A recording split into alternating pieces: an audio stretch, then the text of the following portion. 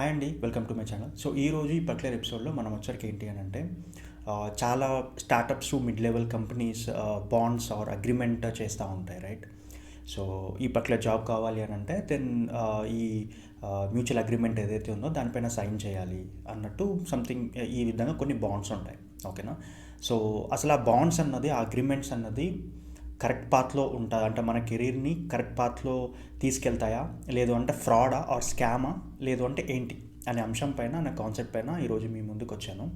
So ఈ content start చేసే ముందు నా యొక్క చిన్న రిక్వెస్ట్ వచ్చరికి ఏంటి అని అంటే, సో అంటే మీ గురించి ఇలాంటి కెరీర్ తాలూకు కానీ పెగా కాన్సెప్ట్స్ కానీ, ఓకేనా? సో ఇలా లేకుంటే తరపున ఏదైతే కొత్త న్యూస్ ఉంటుందో, ఓకేనా? సో ఇదంతా నేను మీకు వచ్చరికి ఏంటంటే ఆన్ డైలీ బేసిస్ మీకు అప్డేట్ ఇస్తున్నాను. సో ఇఫ్ ఇన్ కేస్ మీకు ఈ కాంటెంట్, నా యొక్క చిన్న ప్రయత్నం మీకు నచ్చినట్టయితే, సో ఒక చిన్న సబ్స్క్రైబ్ బటన్ అయితే మీరు క్లిక్ చేయండి, సో దట్ నాకు కొంచెం ఎంకరేజ్మెంట్గా ఉంటుంది. ఓకే. So right. సో ఈరోజు కాన్సెప్ట్ వచ్చరికి ఏంటి అంటే, చెప్పాను కదా, ఏదైతే బాండ్ ఉంటుందో అది అసలు యాక్చువల్లీ అది మంచిదా కాదా. So before going, so usually many startups, ఓకేనా, సో బాండ్స్ అన్నది వాళ్ళు ఇంట్రొడ్యూస్ చేస్తారు. సో ఫస్ట్ బాండ్ వాళ్ళు ఎందుకు పెడతారు అనే అంశం పైన ఫస్ట్ మాట్లాడదాం. సో జనరల్గా బాండ్ ఎందుకు పెడతారు అని అంటే, సో మీరు యాక్చువల్లీ ఏంటి అని అంటే ఫ్రెషర్స్, ఓకేనా? సో ఫ్రెషర్స్ కాబట్టి మీ నుంచి ఎలాంటి రెవెన్యూ ఉండదు వాళ్ళకి, కంపెనీ వాళ్ళకి అంటే స్టార్టప్ వాళ్ళకి ఎలాంటి రెవెన్యూ ఉండదు, ఓకేనా? సో వాళ్ళు వచ్చరికి ఏంటి అంటే మిమ్మల్ని హైర్ చేస్తారు. At the same time so మీకు మీ దగ్గర అంటే స్కిల్స్ ఉండవు ఆబ్వియస్లీ. సో వాళ్ళు వచ్చరికి ఏంటి అని అంటే మీకు వాళ్ళు ట్రైన్ చేస్తారు, అంటే డిఫరెంట్ ట్రైనింగ్ కానీ లేకుంటే ఇంకేమైనా మీకు ఎక్కడైతే ల్యాగింగ్ ఉంటారో అదంతా మీరు ఎన్హాన్స్ చేస్తూ ఉంటారు. అండ్ ఆపరేషన్ కాస్ట్ అని చెప్తా ఉంటాం, ట్రైనింగ్ ఎక్విప్మెంట్ అని చెప్తా ఉంటాం. సో ఇలాంటి చాలా పారామీటర్స్ ఉంటాయి. సో అలా ఇవన్నిటిని ఇన్కర్ చేయడానికి వాళ్ళు వచ్చరికి ఏంటి అంటే బాండ్ అన్నది వాళ్ళు ఇంట్రొడ్యూస్ చేస్తారు, ఓకే? సో ఇది మెయిన్ రీజన్ వచ్చరికి ఇదే, ఓకేనా? రైట్.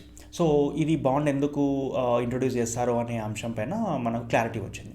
నెక్స్ట్ వచ్చరికి ఏంటి అని అంటే, చాలామంది క్యాండిడేట్స్, చాలామంది ఆస్పిరెంట్స్ ఏం చేస్తారు అని అంటే, ఈ బాండ్ ఉంటే భయపడి చాలామంది వెనక్కి వెళ్తారు. అంటే పలానా స్టార్టప్లో బాండ్ ఉంది, సో నేను దానికి వెళ్ళను.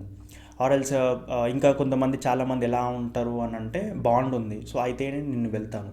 సో ఇలాంటి 2 టైప్స్ ఆఫ్ క్యాండిడేట్స్ ఉంటారు, ఓకేనా? సో నెక్స్ట్ సెగ్మెంట్ వచ్చరికి ఏంటి అని అంటే, ఈ 2 క్యాండిడేట్స్ అంటే ఈ 2 రకాల క్యాండిడేట్స్ అసలు ఏ రకం క్యాండిడేట్ బెటర్, అసలు యాక్చువల్లీ ఏంటి అని అంటే మనకు బాండ్ బెటరా అనే అంశం పైన మనం మాట్లాడదాం, ఓకే?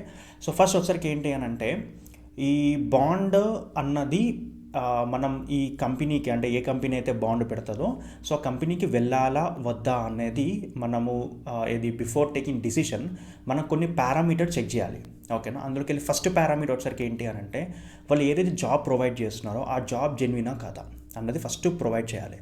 అది ఎలా తెలుసుకోవాలి అని అంటే, ఫస్ట్ వాళ్ళకి వెబ్సైట్ ఉందా లేదా ఫస్ట్ చెక్ చేయాలి. ఆ వెబ్సైట్ ఉంటే అందులో జాబ్ పోస్టింగ్ ఉందా, లేకుంటే చిన్న స్టార్టప్ కంపెనీ అనుకుందాం. ఈ స్టార్టప్ కంపెనీలో వాళ్ళు వాళ్ళ లింక్డ్ఇన్ పేజ్ వాళ్ళు వాడతారు కదా, ఆ లింక్డ్ఇన్ పేజ్లో అసలు యాక్చువల్లీ వాళ్ళు ఎలాంటి పోస్టులు వాళ్ళు ఫాలో అవుతున్నారు, లేదంటే ఎలాంటి పోస్టులు వాళ్ళు పోస్ట్ చేస్తున్నారు, పబ్లిష్ చేస్తున్నారు, అండ్ ఎంతమంది దాంట్లో వర్క్ చేస్తున్నారు, ఓకేనా? So if in case already వాళ్ళు ప్రీవియస్ ఎవరైతే వాళ్ళు వర్క్ చేస్తున్నారో ఫస్ట్ వాళ్ళకి రీచ్ అయ్యి అసలు యాక్చువల్లీ ఈ జాబ్ పోస్టింగ్ ఏదైతే ఉందో అసలు ఉందా లేదా, సో ఈ విధంగా మీరు వాళ్ళని టాలీ చేసుకోవాలి, ఓకేనా? నెంబర్ 2, అసలు ఈ కంపెనీ అన్నది జెన్యునా లేకుంటే ఫేకా, ఓకే? ఎలా తెలుసుకోవాలి? ఎలా అని అంటే, ఫస్ట్ ఆఫ్ ఆల్ ఇంతకుముందు చెప్పాను కదా, సేమ్ పారామీటర్స్ అవే ఇక్కడ అప్లికేబుల్ అవుతాయి. ఫస్ట్ జెన్యున్ వెబ్సైట్ ఉందా లేదా, ఓకే? ఫస్ట్ కంపెనీ ఎస్టాబ్లిష్ ఎప్పుడైంది, తర్వాత రివ్యూస్ ఎలా ఉన్నాయి, గూగుల్ రివ్యూస్ ఫస్ట్ అవి చూడండి. తర్వాత లింక్డ్ఇన్లో వాళ్ళు ఎంత యాక్టివ్గా ఉన్నారు, ఓకేనా? లింక్డ్ఇన్లో ఎలాంటి వాళ్ళు పోస్టులు పెడుతున్నారు, అండ్ ఎవరైతే వేరే యూజర్స్ ఉన్నారో వాళ్ళు దీనికి ఎలా రియాక్ట్ అవుతున్నారు, ఆ పోస్ట్కి ఎలా రియాక్ట్ అవుతున్నారు. అండ్ సెకండ్ థింగ్ వచ్చరికి ఏంటి అని అంటే, ఎంతమంది ఫాలోవర్స్ ఉన్నారు లింక్డ్ఇన్లో, ఓకేనా? అండ్ వాళ్ళ ఎంగేజ్మెంట్ ఎలా ఉంది, లింక్డ్ఇన్ పోస్ట్కి ఒక పోస్ట్కి ఎంత ఎంగేజింగ్ ఉంది, అంటే ఎన్ని పోస్టులు వాళ్ళు లైక్ చేస్తున్నారు, అంటే వేరే వాళ్ళు లైక్ చేస్తున్నారు, అండ్ ఎంతమంది ఎంప్లాయీస్ దాంట్లో వర్క్ చేస్తున్నారు, ఓకేనా, ఇదంతా మీరు చూడాలి. అండ్ దాంతోపాటు వాళ్ళు ఇప్పుడు ఫర్ సపోజ్ వాళ్ళు ఫ్రంట్ ఎండ్ పైన వాళ్ళు హైరింగ్ చేసుకుంటారు అని అనుకుందాం. సో ఆ ఫ్రంట్ ఎండ్ పైన టెక్నాలజీ యాక్చువల్లీ వాళ్ళు ఉన్నదా, లేకుంటే వాళ్ళు అసలు ఏంటి, వాళ్ళు అవుట్సోర్సింగా లేకుంటే ఏ కంపెనీ వాళ్ళది? ఫ్రంట్ ఎండ్ తాలూకు ఏదైతే వాళ్ళు జాబ్ ఓపెనింగ్స్ పెట్టారో ఆ తాలూకు ఏదైతే ఉన్నో అసలు పోస్టులు ఉన్నాయా, అంటే రిలేటెడ్ కాంటెంట్, అంటే ఈ సాఫ్ట్వేర్ రిలేటెడ్ కాంటెంట్ వాళ్ళు పబ్లిష్ చేస్తున్నారా? సో ఇదంతా పారామీటర్స్ ఫస్ట్ మీకు చెక్ చేయండి. ఓకేనా. థర్డ్ థింగ్ వచ్చరికి ఏంటి అని అంటే ఇది స్కామా లేకుంటే జెన్యూనా, ఓకేనా అనే థర్డ్ టాపిక్ పైన ఫస్ట్ మాట్లాడదాం. సో జనరల్గా ఇది స్కామా లేకుంటే ఏంటి అని అంటే ఫస్ట్ ఆఫ్ ఆల్ ఈ పైన 2 పారామీటర్స్ ఇఫ్ ఇన్ కేస్ మీకు పాజిటివ్గా అనిపిస్తే, థర్డ్ వచ్చరికి ఏంటి అని అంటే మనము మెయిన్గా ఈ స్కామా లేకుంటే జెన్యూన్ అన్నది ఎలా మనం డిసైడ్ అవుతాం అని అంటే టెన్యూర్, జాబ్ టెన్యూర్ అంటే ఏది మనకు బాండ్ టెన్యూర్ ఏదైతే ఉందో అక్కడ. ఈ బాండ్ టెన్యూర్తో పాటు శాలరీ ప్యాకేజ్ వాళ్ళు ఎంత ఇస్తున్నారు అంటే బయట కన్నా కంపేర్ చేస్తే చాలా తక్కువ ఇస్తున్నారు అనుకో. అంటే ఫర్ సపోజ్ ఇప్పుడు యూజువల్లీ హైదరాబాద్లో ఐటీ సాఫ్ట్వేర్ ఇంజనీర్కి స్టార్టింగ్ ప్యాకేజ్ మినిమమ్స్ ఎంత కదా కానీ ఇన్ హ్యాండ్ ఒక 15,000-18,000 వస్తాయి మినిమమ్స్ మినిమం, లేదంటే 20,000 వస్తాయి. ఓకే, నేను చెప్పేది స్టార్టప్స్ లెవెల్లో. ఓకేనా, ఏది ఇట్లా బాగుంటుంది లేదు, అలా కాదు. ఇఫ్ ఇన్ కేస్ వాళ్ళు 10,000 12,000 ఇస్తున్నారు అనుకో, అది అక్కడ ఒక negative. At the same time 10,000 12,000 ఇస్తూ వాళ్ళు 3 years 4 years 5 years ఇలా బాండ్ పెట్టారు అని అనుకుందాం. 5 years అయితే మ్యాక్సిమం ఉండదు, యూజువల్లీ చెప్తున్నాం. అంటే లాంగ్ టెన్యూర్ ఉంది, అంటే greater than 1 year greater than 2 years ఉందనుకో, దెన్ అక్కడ మీరు క్వశ్చన్ వేసుకోవాలి అసలు వెళ్ళాలా లేదా, జాయిన్ అవ్వాలా లేదా అన్నది. ఓకేనా. సో ఇలాంటి పారామీటర్స్ ఏదైతే ఉందో ఈ పారామీటర్స్ని దృష్టిలో పెట్టుకొని ఈ థర్డ్ ఏదైతే ఉందో చెక్ లిస్ట్ అంటే పారామీటర్, మీరు దాన్ని ట్రూ ఆర్ ఫాల్స్ అంటే పాజిటివ్ ఆర్ నెగిటివ్ అన్నది రేటింగ్ ఇచ్చుకోండి. సో ఇదంతా మీరు చెక్ లిస్ట్ నింపారు, అంటే 3 steps ఏదైతే ఉందో అవి మీరు నింపారు. అంత అయిపోయిన తర్వాత ఇప్పుడు డెసిషన్ మేకింగ్ ఉంది. ఓకేనా, ఈ డెసిషన్ మేకింగ్ ఏంటి, అక్కడ మీ డెసిషన్ మేకింగ్లో ఈ స్టార్టప్కి జాయిన్ అవ్వాలా లేదా అన్నది మీకు అక్కడ వస్తుంది కదా అవుట్కమ్. సరే జాయిన్ అవుదాం అని ఒక మీరు పాజిటివ్గా వచ్చారనుకో, అంటే లింక్డ్ఇన్ పోస్టులు బాగానే ఉన్నది, జెన్యూన్గా బాగానే ఉన్నారు వాళ్ళు, అండ్ మిగతా ఎంప్లాయీస్ ఎవరైతే ఉన్నారో ఓకేనా వాళ్ళు బాగానే వాళ్ళు రివ్యూ ఇచ్చారు. అండ్ ఇంకోటి వచ్చరికి ఏంటి అన్నాడు వాళ్ళ ఎంగేజ్మెంట్ కూడా బాగానే ఉంది, అండ్ ఇదంతా బాగానే ఉన్నాయి. ఓకేనా, పారామీటర్ ఏదైతే ఉందో అదంతా బాగానే ఉంది, పాజిటివ్గా మీరు రెస్పాండ్ అయ్యారు. ఇప్పుడు మీకు decision making, that is nothing but last step, stage number 4, మీరు ఈ స్టార్టప్కి జాయిన్ అవ్వాలా లేదా ఓకేనా అనే కాన్సెప్ట్ ఉంది, అనే క్వశ్చన్ యాక్చువల్లీ ఇక్కడ. That is a main question. అదే మనకు మన కెరీర్ పాత్ని డిసైడ్ చేస్తుంది. సో ఇప్పుడు ఇక్కడ చాలామంది కన్ఫ్యూజ్ అవుతారు, ఎవరెవరికి కాల్ చేస్తారు ఓకేనా, వాళ్ళ కాల్ని బట్టే మీరు వచ్చరికి డెసిషన్ తీసుకుంటారు. అలా ఎప్పుడు ఉండకూడదు, మీ కెరీర్ కాబట్టి మీరే డెసిషన్ తీసుకోవాలి. ఓకేనా, ఇఫ్ ఇన్ కేస్ తప్పైనా ఒప్పైనా whatever, if in case తప్పు అయితే మీరే నేర్చుకుంటారు. ఓకేనా, సో మీ కెరీర్ తాలూకు ఏదైతే డిసిషన్స్ ఉంటాయో వేరే వాళ్ళకి మీరు డ్రివెన్ చేయకూడదు. ఎందుకంటే మీ సిచ్యువేషన్ వాళ్ళకి తెలియదు కాబట్టి, మీ సిచ్యువేషన్, మీ యొక్క లాగింగ్ స్కిల్స్, మీ యొక్క టాలెంట్ ఏదైతే ఉందో అది మీకు మాత్రమే తెలుసు, వేరే వాళ్ళకి ఎవరికి తెలియదు.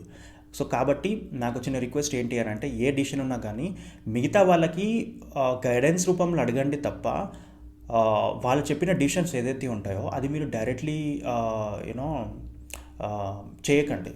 ఓకేనా, వాళ్ళు ఏదైతే వాళ్ళు అంటే ఊ అంటే సో ఓకేనా, సో ఇలాంటివి మాత్రం చేయకండి. రైట్. సో ఇప్పుడు coming to the main topic. So ఇప్పుడు మీరు ఎలా డిసైడ్ అవుతారు ఏంటి అన్నది లెట్స్ డిస్కస్. సో ఫస్ట్ మీరు నేర్చుకున్న కాన్సెప్ట్ అంటే మీరు నేర్చుకున్న టెక్నాలజీ ఏదైతే ఉందో ఫస్ట్ ఆఫ్ ఆల్ అది మార్కెట్లో బూమ్ ఉందా లేదా ఫస్ట్ చూసుకోండి. అంటే ట్రెండింగ్ ఉందా లేదా, అంటే కాల్స్ ఉన్నాయా లేవో ఫస్ట్ మీరు చెక్ చేసుకోండి. అంటే ఫ్రెషర్స్కి కాల్స్ ఉన్నాయా లేవో ఫస్ట్ మీరు చెక్ చేసుకోండి. ఓకేనా, రైట్. ఇక్కడ నుంచి మనకు ఎస్ ఆర్ నో వస్తుంది. సెకండ్ థింగ్ వచ్చరికి ఏంటి అని అంటే బయట ఉన్న మీ టెక్నాలజీకి శాలరీ ఎంత ఉంది ఫస్ట్ చెక్ చేసుకోండి. ఓకేనా. నెంబర్ 3, మీ ప్రొఫైల్కి ఓకేనా, మీ ప్రొఫైల్కి ఇఫ్ ఇన్ కేస్ బయట జాబ్స్ ఇఫ్ ఇన్ కేస్ ఉంటే ఓకేనా అవి ఏ విధంగా ఉన్నాయి, అంటే ఇవే బాండ్స్ ఉన్నాయా లేదంటే వాళ్ళు ఫ్రీలాన్సింగ్గా ప్రొవైడ్ చేస్తున్నారా, అసలు ఏంటి అంటే ఆపర్చునిటీస్ ఉన్నాయా. ఓకేనా, సో ఈ విధంగా మీరు వచ్చరికి ఏంటి అంటే 1-on-1 అంటే 1 by 1 ఈ చెక్ లిస్ట్ అనేది మళ్ళీ ఫిలప్ చేయండి. అప్పుడు ఫిలప్ చేస్తే మీకు లాస్ట్కి అప్పుడు మీకు ఒక ట్రీకి అంటే ఏదైతే బ్రాంచెస్ ఉంటాయో అప్పుడు మీకు ఒక ఆన్సర్ వస్తుంది, మీరు జాయిన్ అవ్వాలా లేదా అన్నది. ఓకేనా, చాలామంది వచ్చరికి ఏంటి అని అంటే ఇది ఎక్కడ స్ట్రగుల్ అవుతారు అని అంటే ఒక 2-3 కంపెనీస్లో వాళ్ళకి వచ్చరికి ఏంటంటే జాబ్ ఉంటుంది. ఓకేనా, ఆఫర్ లెటర్ స్టడీగా ఉంటాయి అనుకుందాం. బట్ బాండ్ ఏ కంపెనీ అయితే ప్రొవైడ్ చేస్తున్నారో అక్కడ వచ్చరికి ఏంటి అని అంటే శాలరీ ఎక్కువ ఇస్తున్నారు అనుకుందాం, అనే కాన్సెప్ట్ అనుకుందాం, ఒక సిచ్యువేషన్ అనుకుందాం. చాలామంది ఏం చేస్తారు అని అంటే 1 ఇయరే కదా పోతే పోనీ హై శాలరీ వీళ్ళు ఇస్తున్నారు కదా, పే స్కేల్ ఇస్తున్నారు కదా అన్నది అక్కడ జాయిన్ అవుతారు. ఓకేనా. సో శాలరీ బేస్డ్ ప్రకారంగా ఎప్పుడు కానీ ఏ కెరీర్ పాత్ని చూజ్ చేసుకోవద్దు. మీరు కెరీర్ పాత్ని చూజ్ చేసుకోవాలి అని అంటే దానికి చాలా పారామీటర్స్ ఉంది. That is different concept, but on a high level చెప్తాను. మీ యొక్క టెక్నాలజీ ఇఫ్ ఇన్ కేస్ మీ యొక్క స్టార్టప్లో ఆ రెస్పెక్టివ్ బాండ్ ఏదైతే ఉందో వాళ్ళు ప్రొవైడ్ చేస్తున్నారో అందులో జాయిన్ అవుతే మీ కెరీర్కి ఎలాంటి ఎన్హాన్స్మెంట్ ఉంటుంది, ఎలాంటి లాభం ఉంటుంది అనేది ఫస్ట్ చెక్ చేసుకోవాలి మీరు. ఇఫ్ ఇన్ కేస్ ఆ స్టార్టప్లో మీరు జాయిన్ అయిన తర్వాత మీకు ఎలాంటి ఏం అనిపించకుంటే మీరు ఏం చేస్తారు, మళ్ళీ అందుకే రిజైన్ అవుతారా? మీరు ఏం చేయలేరు కదా. బైఅవుట్ ఆప్షన్ మళ్ళీ దానికి ఆల్టర్నేట్ మళ్ళీ వాళ్ళు ఎంతో కట్టమని చెప్తూ ఉంటారు. ఓకేనా. సో ఇది ఓకే. సో ఫస్ట్ మీరు జాయిన్ అవ్వే ముందు ఇదంతా మీరు ఏదైతే ఈ ఆస్పెక్ట్స్ ఉంటాయో ఇవంతా చాలా జాగ్రత్తగా మీరు దృష్టిలో పెట్టుకోవాలి మీరు. ఓకేనా. వేరే వాళ్ళు జాయిన్ అయిపోయారు కదా, ఆర్ ఎల్స్ వేరే వాళ్ళు చెప్పారు కదా అసలు నేను కూడా జాయిన్ అవుదాం, లేకుంటే పలానా వాళ్ళు ఒక కోర్స్ చెప్పారు నేను కూడా అదే నేర్చుకుందాము, ఇలా వర్కౌట్ అవ్వదు కెరీర్లో. ఓకేనా. సో ఇప్పుడు కానీ మీరే డిసిషన్ తీసుకోండి, మీరే ఎక్స్ప్లోర్ చేయాలి పలానా స్టార్టప్ మంచిదా కాదా, రివ్యూస్ ఎలా ఉన్నాయి, ఓకేనా, నా కెరీర్ బాగుంటుందా లేదా. ఇఫ్ ఇన్ కేస్ శాలరీ తక్కువైనా ఓకే మనం జాయిన్ అయిపోవచ్చు, ప్రాబ్లం లేదు. ఇఫ్ ఇన్ కేస్ అన్ని ఈ చెప్పిన పారామీటర్స్ ఏదైతే ఉందో చెక్ లిస్ట్ ఏదైతే ఉందో అక్కడంతా స్కోర్ 8/10 9/10 10/10 వచ్చిందనుకో check list on an average, then it's okay. ఓకేనా. శాలరీ తక్కువన్నా కానీ ఇట్స్ ఓకే. ఓకేనా. ఎందుకనంటే మీకు స్టార్టింగ్ శాలరీ తక్కువన్నా కానీ మీకు కెరీర్ స్కిల్స్ ఏదైతే కోర్ స్కిల్స్ ఉంటాయో మీరు ఎన్హాన్స్ చేసుకోవడానికి వీలు ఉంటుంది. చాలా పోతే ఒక 1 ఇయర్ దాని తర్వాత మీరు స్విచ్ కొట్టవచ్చు కదా వేరే ఎంఎన్స్కో లేదా మిడ్ లెవెల్ కంపెనీస్కో.